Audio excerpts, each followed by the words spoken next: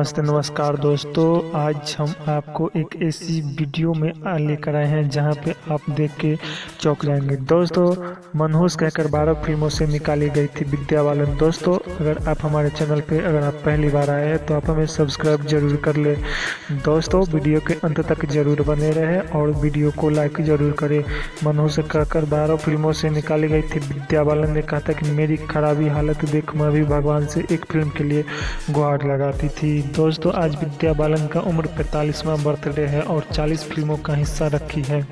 दोस्तों, विद्या का नाम आज टॉप एक्ट्रेस में इसके लिस्ट में शामिल आते हैं, मगर एक दिन ऐसा भी था कि उन्हें एक फिल्म 12 फिल्मों में से मनहूस कहकर निकाल दिया गया था। दोस्तों, ज़्यादातर डायरेक्टर प्रोड्यूसर उन्हें अपनी फिल्मों में कास्ट करने से कतराते थे और कतराते थे। ऐसे विद्या बालन के पास रोने के अलावा कोई दूसरा चारा नहीं होता था। माँ उनकी हालत देखकर भगवान से एक फिल्म की गुहार लगाती थी। डायरेक्टर प्रदीप सरकार और प्रोड्यूसर विनोद चोपड़ा ने उन्हें टैलेंट को पहचाना और फिल्म परिणीति में उन्हें जगह दी थी। इसके बाद तो विद्या की करियर चल रहा है। हालांकि इस सफ़र में भी उतार चढ़ाव बना रहा है, लेकिन उन्हें हार नहीं मानी है। दोस्तों, आज 204 करोड़ की मालकिन विद्या बालन ने 3 नेशनल अवार्ड और 3 फिल्म फेयर और पद्मश्री से सम्मानित किया गया है। बर्थडे पर विद्या बालन की लाइफ के उतार चढ़ाव से जुड़े ऐसे ही और दिलचस्प किस्सा पर नज़र डालते हैं। दोस्तों, माँ नहीं चाहती थी कि विद्या एक्ट्रेस बने और पिता के सपोर्ट में सफ़र हो गया था आसान हुआ और आज से ठीक 44 साल पहले मुंबई में रहने वाले एक तमिल ब्राह्मण परिवार में एक लड़की का जन्म हुआ जिसका नाम विद्या बालन पड़ा। विद्या बालन के पिता P.R. बालन और मां सरस्वती ने उस लड़की के नाम विद्या बालन रखा।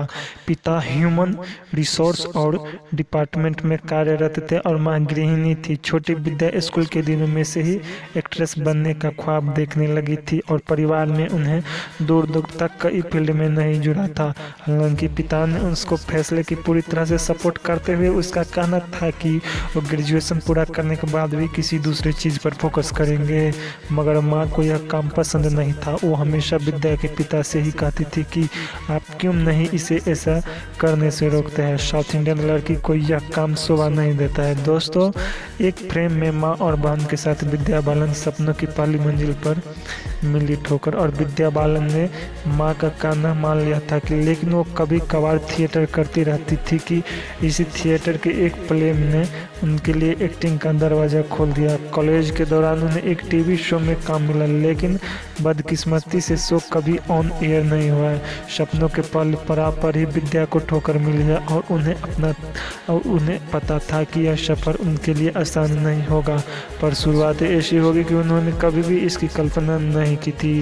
दोस्तों, आप हमारे वीडियो के अंत तक जरूर बने रहें और चैनल पर अगर आप नए हैं तो आप हमें सब्सक्राइब जरूर कर लें। चलते हैं वीडियो के आगे। एकता कपूर के शो के एक्टिंग डेब्यू किया और खैर इस बात का दुख तो भुलाकर आगे बढ़ा रही थी।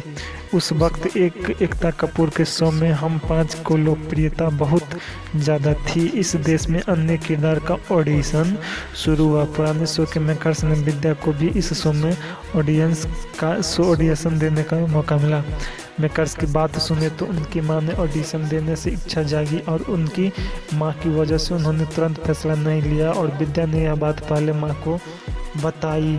हम 5 माह की पसंदीदा टीवी शो था, कारण उन्होंने हामी भर दी थी। विद्या ने इस शो में लगभग 1.5 साल काम किया, फिर उन्होंने इस शो के अलविदा कर दिया क्योंकि इसका असर कॉलेज के अटेंडेंस पर पड़ता था। एक्टिंग के ब्रेक लेकर विद्या ने पूरा ध्यान पढ़ाई की और लगा दिया था, लेकिन मन एक्टिंग न करने पाने की कसक अभी जिंदा थी। इसी दौरान एक दिन विद्या के पास कमर्शियल एड के लिए कॉल आया। इसके लिए हाँ करने का फैसला भी उन्होंने मां पर छोड़ रखा था। मां को लगा कि 1 से 2 साल करने के बाद एड्स का एक्टिंग करना हम शुरू कर देंगे और विद्या के लिए 90 दशक का वो बहुत था जो फिल्म का सवार हो चुका था। इसी सोच के उन्होंने इसके लिए भी हामी पर भर दी थी, मगर 1-2 साल यह गिनती बढ़कर 90 तक पहुंच गई थी। विद्या भी किसी एड को ना सही कहती थी क्योंकि इसमें कॉलेज की पढ़ाई पर असर नहीं पड़ता था। दोस्तों, विद्या बालन ने डिटर्जेंट पाउडर के लिए एक एड शूट किया था और 19 साल की विद्या इस एड में 8 साल के लड़के की मां बनी थी। कम उम्र में मां बनने के ख्याल से उन्होंने पहले इसमें काम करने से मना कर दिया था। विद्या बालन की पहली फिल्म आज भी अधूरी है। विद्या बालन एक दिन एड शूट करते से एक एड शूट के सिलसिले में केरल गई थी। वहां पर एड कोऑर्डिनेटर ने उन्हें मलयालम फिल्म चक्र अब में काम करने का ऑफर दिया और फिल्म में मोहनलाल लीड रोल में थे। मोहनलाल का नाम सुन विद्या इनमें काम करने के लिए राजी हो गई। उन्होंने घर वालों को कॉल किया और सारी बातें बताई तो मोहनलाल का नाम सुन माँ ने भी काम करने के लिए कह दिया।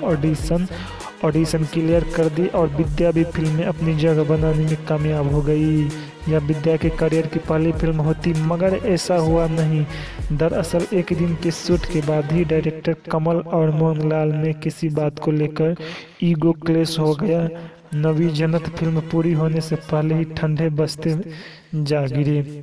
दो तो मनहूस काकर 12 फिल्मों से निकाली गई थी विद्या बालन। इस वाक़ये ने विद्या के करियर में कुछ समय के बाद पूरी तरह से विराम लग गया हुआ, क्योंकि फिल्म चक्र अब अनाउंसमेंट के बाद भी उन्हें साउथ की 12 फिल्मों में साइन किया था और उस वक्त साउथ में कॉन्ट्रैक्ट जैसा कुछ नहीं था, सिर्फ उन्हें साइन करने की बात कर रही थी। इस दौरान खबर छपी गई कि खबर में लिखा गया था कि फिल्म चक्र अब के पहले मोहनलाल ने कमल के साथ 8 फिल्मों में काम किया था और वो भी फिल्मों हिट रही थी। इन दिनों में कभी भी कोई मनमुटाव नहीं हुआ था। फिर खबर में अगली लाइन थी कि इस फिल्म में विद्या बालन नया चेहरा थी और उन्हीं के कारण दोनों के रिश्ते में दरार आ गई। इतना ही नहीं, इसके लिए लोगों ने विद्या को कसूरवार और ठहराया और उन पर मनहूस लेबल लगा दिया है। इस खबर के सामने आते आते एक एक कर उन्हें सभी 12 फिल्में निकल गए, जो कि विद्या बालन को शुरुआत में विद्या को इन चीज़ों से फर्क नहीं पड़ा, लेकिन धीरे धीरे वो भी इन रिजेक्शन से टूटने लगी। काम नहीं मिलने पर भगवान के सामने फुट फुट कर रोती थी। ये विद्या बालन की लाइफ का सबसे खराब फेज था। बस परिवार और भगवान भरोसे से उन्हें बांधे रखा था। अनुपम खेर के शो में विद्या ने बताया कि हर फिल्म से निकाले जाने पर वो पास कई साईं बाबा के मंदिर जाती थी और फुट फुट कर रोती थी। हालांकि उनके मन में विश्वास था कि देर से ही पर काम जरूर मिलेगा। परिवार वाले ने भी उनके इन बुरे दुख से अछूते नहीं रहे। जो माँ नहीं चाहती थी कि बेटी फिल्मों में काम करे, वो भगवान के सामने एक फिल्म काम मिल जाने की गुहार लगाती रही। एक म्यूजिक वीडियो में बदली किस्मत। भगवान पर विद्या को पूरा भरोसा था कि, लेकिन कहीं ना कहीं उसके मन में कोई सवाल उठने लगा था कि एक्टिंग की फील्ड में आना ही भूल थी।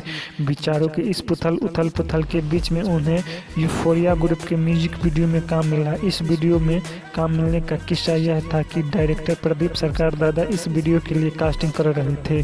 तभी एक कॉलेज क्लीन के लिए उन्हें विद्या का नाम सुझाया, पर उन्होंने मना नहीं किया। उनका कहना था कि कुछ एड्स में विद्या उन्हें अच्छी लगती है, लेकिन जब उन्हें एक एड के साथ काम किया तो विद्या की आंखों में वो पहले वाली चमक नहीं थी।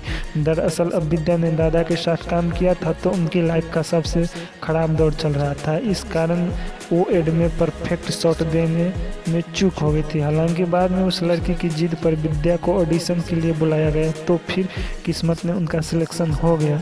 इस गाने की शूटिंग के अंतिम दिन दादा ने उन्हें बुलाकर कहा था कि ये लड़की मैं तुम्हारे साथ एक फिल्म में काम कर रहा था। सेमी गिरवाल को दिए गए इंटरव्यू में विद्या ने बताया था कि फिल्म परिणीति के प्रोड्यूसर विनोद चोपड़ा ने दी थी।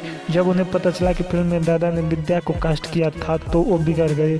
उन्होंने दादा से कहा कि किसी न्यू कमर पर पैसा क्यों लगाऊंगा, जब विद्या मेरे टेस्ट में पास हो जाएगी तब उसी फिल्म में उसका सिलेक्शन हो जाएगा। इसके बाद फिल्म के लिए 1 महीने की विद्या का टेस्ट चला। इसमें लंबे समय के बाद वो इन चीज़ों को बोर हो गई और मान लिया कि अगर इसमें कोई भी रिजेक्ट हो जाती है तो कोई बात नहीं। एक दिन वो दोस्त के साथ म्यूजिक कॉन्सर्ट में गई थी। चोपड़ा साहब ने उन्हें फ़ोन किया पर उनका फ़ोन ऑफ था।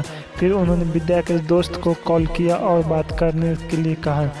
दोस्तों, विद्या बालन वो शख्सियत लड़की थी जिसने उनके बदौलत उसको कई फिल्म से रिजेक्ट कर दिया गया और उसको फिल्म नहीं मिला। लेकिन एक कहावत है कि हिम्मत किसी भी तरह से हारना नहीं चाहिए, क्योंकि कहीं ना कोई दीवार भगवान बन के खड़ा रहता है, जो कि विद्या बालन चाहती थी कि मेरे एक से एक फिल्म फ्लॉप हो जाए लेकिन करती रहूँगी। लेकिन एक दिन ऐसा आया और उन्हें इस फिल्म का मौका मिल गया और आज ऐसा कोई भी आदमी नहीं होगा जो विद्या बालन को नहीं जानता होगा। दोस्तों, आप हमारे वीडियो के अंत तक जरूर बने रहें और चैनल को भी सब्सक्राइब कर दीजिए। दोस्तों, आज हम बात करेंगे इंडियन फिल्मों में रिलीज होगी तो पाकिस्तान सिनेमा ग्रोथ करेगा। एक्टर फैजल कुरैशी बोले, बैन हटाने से इंडस्ट्री को 600 से 700 करोड़ तक का फायदा होगा। 2019 में पाकिस्तान में इंडियन फिल्म की स्क्रीनिंग पर पूरी तरह से बैन लग गया है। हालांकि इसके बाद भी वहां के दर्शकों को पहली पसंद भारतीय फिल्में ही है। कई अवसर पर पाकिस्तानी एक्टर्स भी बात का सपोर्ट करते नजर आते हैं। हाल ही में पाकिस्तानी एक्ट्रेस फैजल कुरैशी का कहना है कि उसके मुल्क में भारतीय फिल्म जरूर रिलीज होनी चाहिए, इसमें मात्र वहाँ की इंडस्ट्री में ग्रोथ देखने को मिलेगी। बैन हटाने से लेकर इंडस्ट्री को 600 से 700 करोड़ तक का फायदा भी मिल जाएगा। दोस्तों, पीटीआई की रिपोर्ट के मुताबिक फैजल कुरैशी ने कहा है कि जब वो देशभक्त है, लेकिन अगर पाकिस्तानी सिनेमा चलना है तो भारतीय फिल्मों की स्क्रीनिंग करना बहुत ज़रूरी है। उन्होंने कहा कि ऐसा कहने से वो बहुत ही स्वार्थी हो रहे हैं, क्योंकि पाकिस्तानी दर्शक भारतीय फिल्मों ही देखना चाहते हैं। सरकार उन पर अपनी मन मर्जी नहीं थोप सकती है और उन्हें भारत के साथ रिश्ते सुधारने के लिए काम करनी चाहिए। बैन से पहले दर्शक सिर्फ भारतीय फिल्म देखना ही थिएटर जाते हैं। उन्होंने आगे खुलासा किया कि बैन से पहले पाकिस्तानी फिल्में और टीवी शोज ऑनलाइन पोर्टल पर दिखाए जा रहे थे, जबकि लोग केवल भारतीय फिल्म देखने के लिए सिनेमा घरों में जाते थे। इसके लिए देश के रेवेन्यू को बहुत फायदा हुआ करता था। फैजल का कहना है कि पाकिस्तान सरकार को भारतीय फिल्मों पर प्रतिबंध हटाने की ज़रूरत है, क्योंकि यह हमारे रेवेन्यू को बढ़ने से रोक रहा है। बता दें कि पुलवामा अटैक के बाद पाकिस्तान में भारतीय फिल्मों पर प्रतिबंध लग गया था। पाकिस्तान का 50% रेवेन्यू भारतीय फिल्मों से आता था, लेकिन बैन लगने के बाद इंडस्ट्री को नुकसान उठाना पड़ रहा है। दोस्तों, एक्टर, प्रोड्यूसर और टेलीविज़न होस्ट फैजल ने फैजल कुरैशी को तौबा किसिंग के इश्क, इबारत और बाबा जानी जैसे पाकिस्तानी टेलीविज़न शो में उसको काम करने के लिए जाना जाता है। 200 से ज़्यादा प्रोजेक्ट हिस्सा बन चुका है। और दोस्तों, अब बात करते हैं दुल्हनिया 3 में होंगी आलिया भट्ट, वरुण के साथ चेहरा लॉन्च करेंगे करण जौहर। 2024 में शुरू होगी इसकी शूटिंग। हम्प्टी शर्मा की दुल्हनिया और बद्रीनाथ की दुल्हनिया बाद अब करण जौहर ने एक बार फिर फ्रेंचाइजी की तीसरी फिल्म दुल्हनिया 3 के लिए वरुण धवन से हाथ मिला लिया। हालांकि फिल्म में आलिया भट्ट के होने पर भी सवाल उठ रहा है। हाल ही में आई बॉलीवुड हंगामा की रिपोर्ट के अनुसार करण जौहर के धर्मा प्रोडक्शन के बैनर तले दुल्हनिया 3 की तैयारी शुरू हो चुकी है। इस फ्रेंचाइजी की तीसरी फिल्म में वरुण धवन के लीड रोल में नजर आएंगे। हालांकि फीमेल लीड बदलाव किया जा रहा है। करण जौहर दुल्हनिया 3 में से एक चेहरे में लॉन्च किया जाएगा। दोस्तों, आप हमारे चैनल पर नए हैं तो आप हमें सब्सक्राइब जरूर कर ले। और रिपोर्ट में सूत्र के हवाले लिखा गया है कि फिल्म को पिछली 2 फिल्मों के डायरेक्टर शशांक खेतन और डायरेक्टर करेंगे वरुण धवन। करण जौहर और शशांक से मिलकर कई ऑडियंस विचार किया जाए, जिसके बाद अब स्क्रिप्ट फाइनल हो चुकी है। फिल्म की शूटिंग अगले साल यानी कि 2024 को शुरू होगी। मेकर्स फिल्म के लिए फ्रेश चेहरे की तलाश में शुरू कर दी है। वो वरुण धवन के साथ नजर आएंगी।